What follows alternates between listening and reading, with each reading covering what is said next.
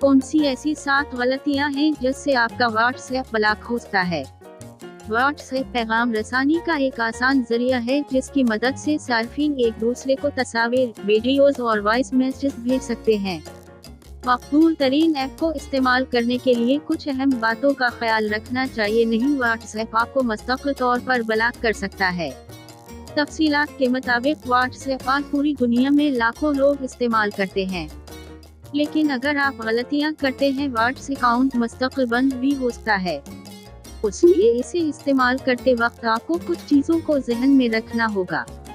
जाली खबरों को फरोग़ देना।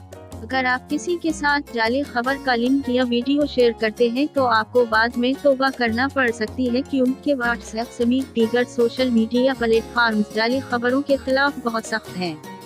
2 फहश तस्वीर या वीडियोस भेजना।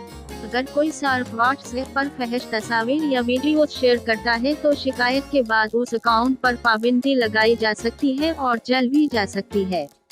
3 कशीदगी के पैगामात। उन सब के अलावा अगर कोई सार्फ तनाव पैदा करने वाले पैगामात भेजता है तो ये पाबंदी की वजह भी बन सकता है। 4 बार ब्लॉक करना।